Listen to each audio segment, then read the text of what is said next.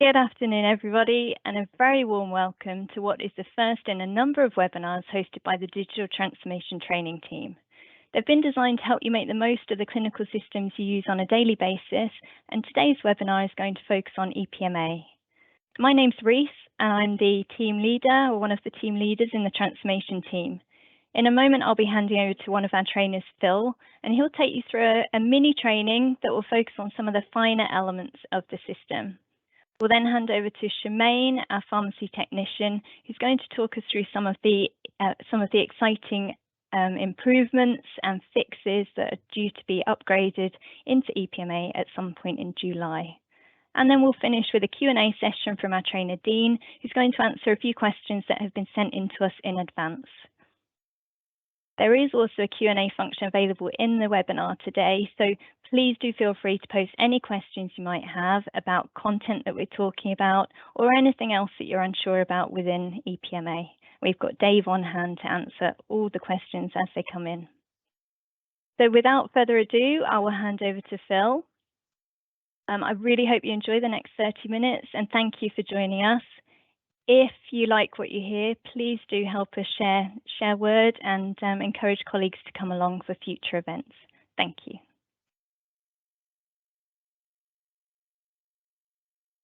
Good afternoon. As Reese said, my name is Phil, and I'm just going to talk about a few things that we've picked out since the rollout of EPMA. There's three little issues that we've identified, so I'm just going to be talking about them. So I'm just going to go and share my screen.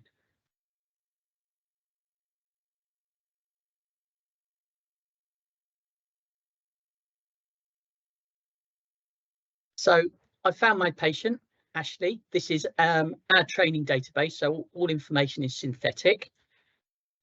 So the first thing I'm going to talk about is our medical reconciliation. So it's essential when a patient is admitted into hospital, a medical reconciliation is commenced. If the patient has had a prior admission, you may see a discharge medication and a discharge summary. If this information is still relevant, you can use this as the basis of your new medical reconciliation. So to start a new reconciliation, I'm going to click the Start New Reconciliation button here. Yes, I do. And as you can see, that information is now visible as a previous discharge prescription. Having spoken to my patient, they have confirmed that they're still taking these medications in these doses. So I'm just going to quickly add these. This list will only be available once. So if you have to restart the reconciliation at any time, I'm afraid you'll lose that information. And again, it doesn't matter too much when you've got a little short list like this. Obviously, when the patient has got a long list of medication, that could potentially save you a lot of time. So the patient has also told me that they've been back to the GP and they've been prescribed some additional medication. So the poor patient, Ashley here, has had the onset of osteoporosis and she's been prescribed some alendronic acid. Just type in there, select it from my list. She's told me that she takes 70 milligrams, takes it orally. She takes it with breakfast, time, and that she takes it every Thursday. That's convenient for us. Also, we have to add a source. So the patient has told me, and I can see it on the printed GP profile that the patient's presented to me. So I'm just going to add that. The patient, Ashley, has also told me that she takes ibuprofen just as just to take the edge off her general aches and pains. And that information. Yeah, so takes 400 milligrams 3 times a day. She takes it orally. As it's not on the printed GP profile, I'm going to remove that information. And she takes it to PRN. So with that in mind, I'll have to add an indication just mention that it's just to take the edge off her pain. And then I can add that information. Now I'm going to move on. To do that, I hit continue. So here's my list of meds on admission. I now have to decide what I'm going to carry on as an inpatient therapy. So our patient Ashley here has been admitted for shortness of breath. So the first thing I'm going to do is stop the ibuprofen. Can select a reason, select the top one in this instance, and I can confirm that information. I can carry on with the bisoprolol. And it goes in, there we go. The aspirin and the anandronic acid. But because the patient is still suffering the shortness of breath, what I'm going to do is I'm going to adjust the bumetanide, sorry, say again, yes, the bumetanide therapy here. So basically all I'm going to do is just give her a little bit more. So for the 8 o'clock prescription here, I'm just going to leave the same. So just leave it as 2 milligrams. I'm going to change the time of the second dose to 1400, and I'm just going to give her an extra milligram there. So I can confirm that. All the other information is correct. The last thing I have to do is select a change reason. So inadequate response, and I have to add a comment. So still short of breath. Once I'm happy with the information on the prescription card, I can simply add it. Then I can confirm that information. And here's our meds on admission.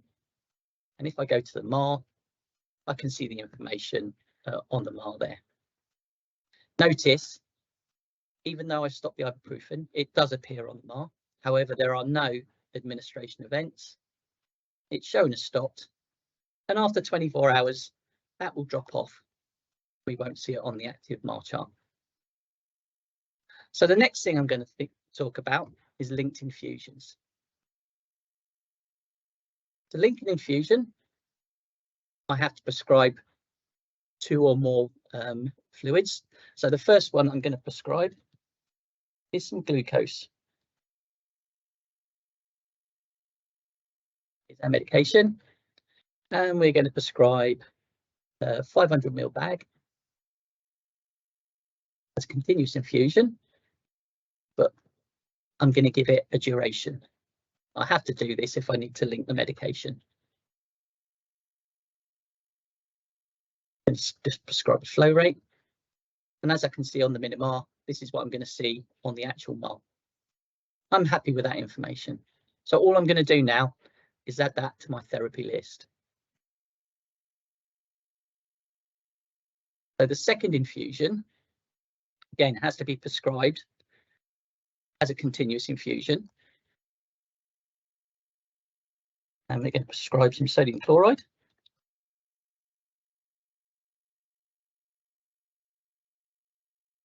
Here's our medication. Didn't quite pick it up. And we're going to prescribe 1 litre bags. And again, like I said, can prescribe it as a continuous infusion. 100 millilitres. I can put a duration on it, or I can leave it as a continuous infusion at this stage. I'm going to leave it as a continuous infusion, but what I'm going to do next is link the medication. It gives me a list for my therapy list. All I have to do is hit confirm. And as you can see, I get a little A1 on my glucose to show that it is part of a linked infusion. Once I add the second medication, you can see I get a little A2. So they're my linked infusions. All I'm going to do now is hit prescribe. Here are my 2 infusions. So here's the first glucose. Here's a second sodium chloride. Notice that there are no administration events on the sodium chloride. This is because it won't activate until the end episode there has been activated. Once that's been potentially given, then we will see the administration events for the sodium chloride. The final thing I'm going to talk about is the universal form. So there may be a situation where the EPMA database does not contain the medication or prescription you wish to be administered. So first off, this is where I find my universal form. So in this example, I'm going to use a lying stroke standing blood pressure. I do a search, I naturally can't find it, so I'm going to hit the universal form. So I'm just going to type my information in here. So I require a lying standing BP.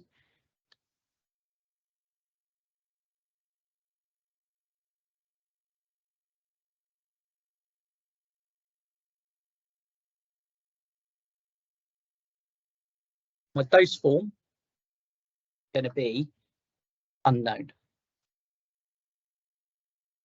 If you don't use unknown, it will leave these strength fields open. And again, they're mandatory fields, so that's going to make this complicated. So use unknown. As you can see, those strength fields disappear. And hit confirm. And it presents me with the standard prescription card that I'm used to seeing. So my instruction field is mandatory. I'm just going to type some information in there. I have to select my route. Again, the route is not necessary. So what I can do here is type route of administration is not applicable. And I can select that. Also, I want to prescribe it for every 48 hours. That's not an option here. So I have to select the hours here. Again, not an option. So it's just a case of typing it in the blank field there. Final things I have to do. So I have to comment. So monitor regularly. And then I'm going to put in symptom.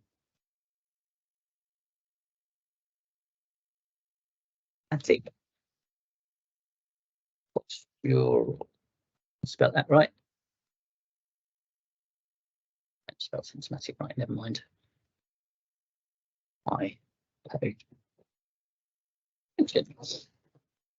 I've added all the information that I require there. I can add it to my prescription, my therapy list, and then it's just a case of prescribe.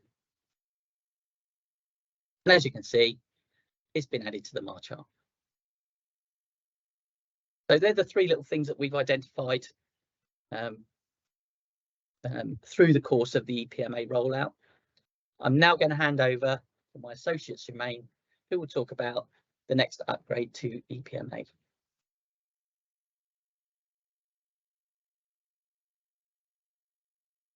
Good afternoon, my name's Shemaine and I'm the pharmacy technician on the team.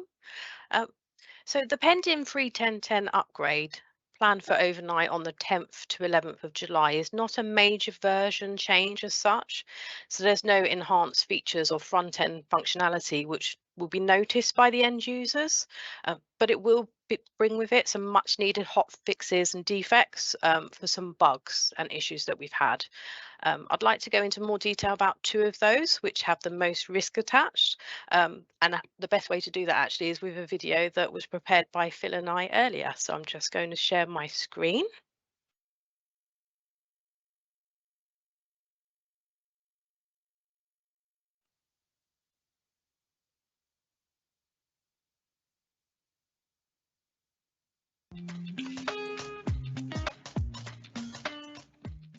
The EPMA 31010 upgrade will bring with it a number of fixes.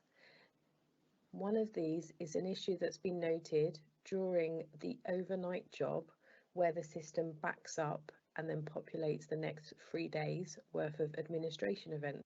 You will see that the dose has changed at 7:23 in the morning from 6 units to 7 units. Unfortunately, because this change has taken place during the overnight job at a critical point, it has populated the drug chart with both doses ending in a drug duplication. You can see 2 doses on the MAR chart because one of them have been administered late making the other 12 o'clock dose visible. Another example is this patient's hydrocortisone prescription. It was changed at 6:22 from a dose of 25 milligrams 4 times a day to a dose of 15 milligrams 3 times a day. Again, because this happened during a critical point in the overnight job, the patient's MAR chart was unfortunately populated with both dosing regimens, which therefore displayed 7 admin events available for administration. This is all fixed in 3.10.10. Sometimes these duplicated admin events are completely overwritten, so there's an amendment which does not change the timing of a dose. These are much more obvious because the doses declare overlap, same time. However, please note, with this example, the amlodipine, once administered, will move the dosing event to the time of administration, leaving another dosing event visible at the originally prescribed time of 8 o'clock. The same is true with all of the other medications on the patient's chart, the biotine, the cocodamol, the cholecalciferol, and the diazepam. Although they are overwritten, once the top dose is administered, the second dose will be displayed underneath, necessitating individually cancelling each administration that has been duplicated. The second defect that would be fixed in the 3.10.10 upgrade is a null pointer exception error that we were getting on random patients. This error is unpredictable, but is noted by the error that is displayed when the prescriber opens the patient's MAR chart to begin prescribing. Currently, to fix this takes approximately 2 hours once reported and involves reaching out to our external partners, CGI, to fix a specific patient. In 3.10.10, all patients with this potential defect will be fixed.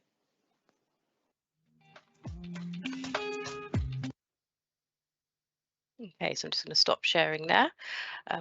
So that video, as I said, was a reflection of the two main clinical risks that we have at the moment with the system that are going to be fixed in the 3.10.10 upgrade. More information from IM&T will come out closer to the time with all of the updates that are included in it. And I'll now pass you over to Dean.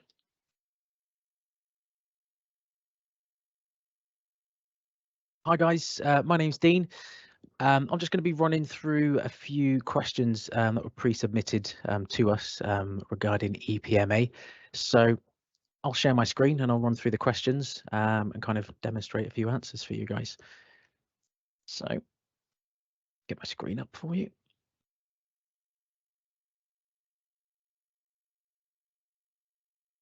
There we go. So I'm just going to run through a few questions. So question number 1 that we got, I need to see a record of a patient's medication from this admission, including those that have been stopped. Is this possible? So it is, and you can do this by using either the 3 bar in the top right of your screen here. So if you click that and set it to all, once it loads, you can see all stopped medications here. There's quite a lot on this patient because they are a test patient, not a real patient. But you can see stopped medications here. Also, if you go to the therapy overview here, click that, you've got a 3 or 5 day overview, and you can track back through the dates with the chevron here and look back at medications and stop medications here. So that's your 2 options for those. Question number 2. I need to prescribe some sodium chloride, 0.9%, 1 litre bag of fluid.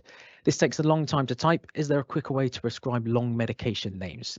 Yes. So when you're searching for medication in the database here, you can use shorthand. So for this example, instead of typing the whole thing, if you type SOD CHL 0.91, you can see it's filtered down here, and you can select your 1 litre bag there. So you can do that for most medications that you search for.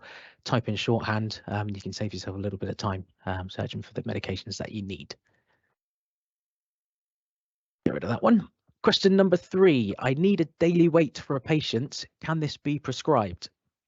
Again, yes, it can. So if you go to the prescribing icon here, click on that, type in the word daily, click on the chevron, and then you've got your option, your prescribable option for daily weight there. We also obviously encourage you guys to ensure that the weight is added to the patient's record. So on the MAR screen, if you select weight here, always make sure you put in your weight for your patient as well. And this kind of leads on into question number 4, which is, I cannot see an order set that I know is available. Why can I not see what I need? And this might be due to a patient's weight not being entered, as I just mentioned. So, for example, VTE prophylaxis requires a patient's weight to be added. So again, as I demonstrated, always make sure you pop your patient's weight in here. And finally, question number 5, I need to add an additional dose for a patient's medication. Is this possible? Yes, it is, and I'll show you how. So I've just prescribed some amlodipine for this patient, but the first dose is due to start at 8 AM because we've set it for once daily at 8 AM. But we actually want to give them a dose today as well. So you go ahead and record an additional dose.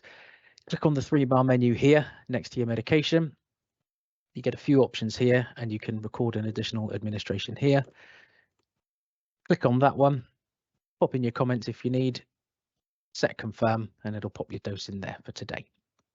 So that's the 5 pre-submitted questions that we've got today. And with that, that brings us to the end of the webinar. So thank you all for coming, and I hope it was helpful for you all in some way.